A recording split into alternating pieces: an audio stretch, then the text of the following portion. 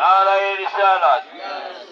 ওলি আল্লাহ দুশমনেরা, ওলি আল্লাহ দুশমনেরা, শাহজালালের তলোয়ার জগে উঠুক আরেকবার, জেগে উঠুক আরেকবার। শাহজালালের তলোয়ার, শাহপরানের তলোয়ার, ওলি আল্লাহর তলোয়ার। নারায়ে তাকবীর।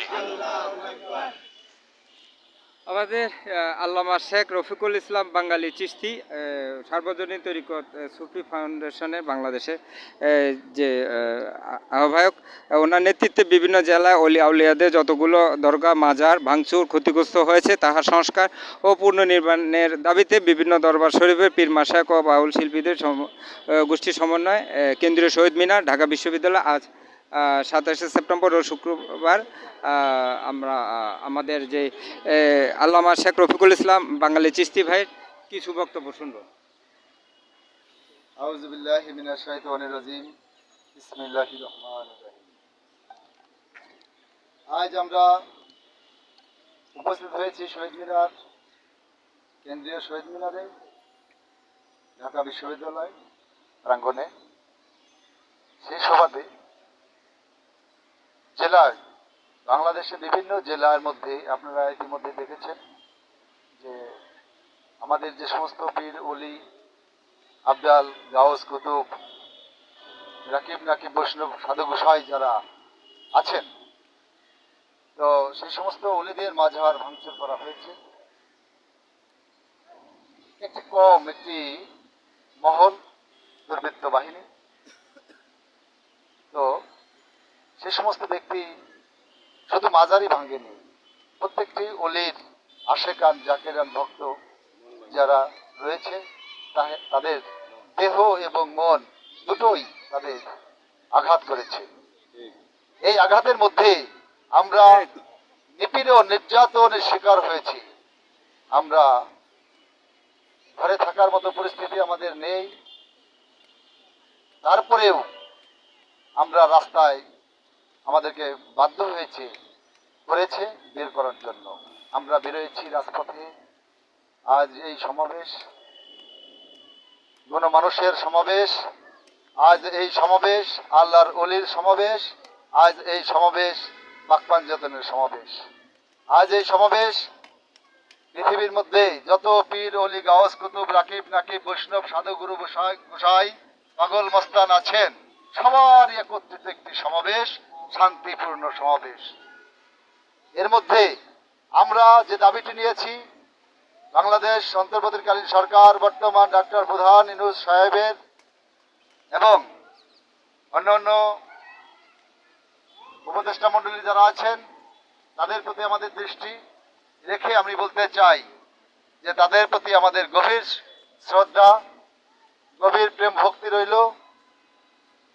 তারপরেও কিছু কথা আমাদের বলতে হয়, যেহেতু রাজপথে এসেছি।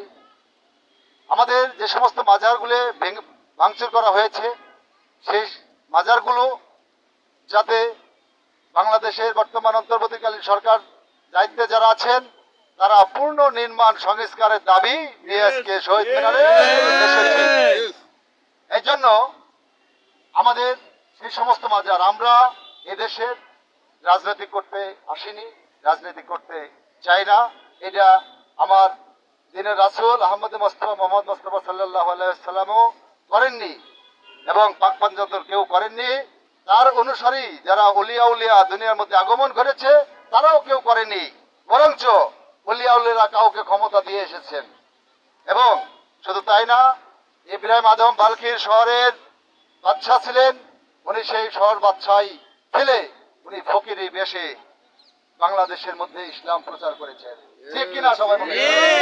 এটা ইতিমধ্যে আপনারা জানেন, ইতিহাসে রয়েছে। এরকম বাবা শাহ আলী রহমতুল্লাহ উনি একই কার্যকলাপ করেছেন, শাহজালাল বাবা রহমতুল্লাহ উনি একই কার্যকলাপ করেছেন। সেই ইতিহাস খুঁজলে পাওয়া যায় তারা রাজ পরিবারের থেকে এসেছেন, তারা রাজত্ব কখনোই করেন নাই। এই জন্য আমরা সুফিবাদী তরিকত বিশ্বাসী এবং ধারণ এবং লালন করি। এই সুফিবাদীর পক্ষে আমরা আজ আহ্বান করছি, আমাদের দেশে গ্রাম থেকে শহর পর্যায়ে যে সমস্ত ভক্তবৃন্দ আশাকান জাকেরান রয়েছেন পীর মাশায়েখ রয়েছেন, বাউল শিল্পী গোষ্ঠী রয়েছেন, বিভিন্ন আঙ্গিকে তরিকতের মধ্যে যারা দাখিল আছেন, তাদেরকে আমি আহ্বান করব আজকের সমাবেশে আপনারা সবাই উপস্থিত এবং যোগ দেবেন ইনশাআল্লাহ।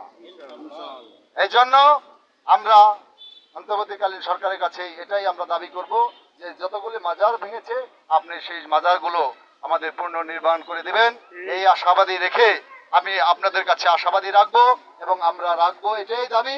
অন্য কোনো দাবি আপনাদের কাছে আমাদের নাই। এই জন্য একটি দাবি আমাদের, আপনারা আমাদের এই মাজারগুলি পূর্ণ সংস্কার করে দিবেন ইনশাল্লাহ। এই বলে আমি আমার সংক্ষিপ্ত বক্তব্য এখন শেষ করব। জয় গুরু, আসসালামু আলাইকুম ওয়া রাহমাতুল্লাহি ওয়া বারাকাতুহু।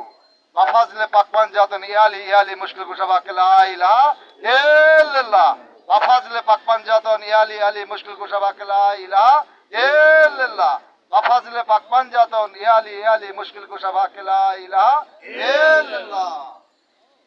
আমরা দেখো বক্তব্য শুনলাম, আমাদের সাথে থাকবেন। ভিডিওটি ভালো লাগলে সাবস্ক্রাইব করবেন, শেয়ার করবেন। দেশপ্রেম বাংলাদেশ। শুরু হবে, আপনারা সবাই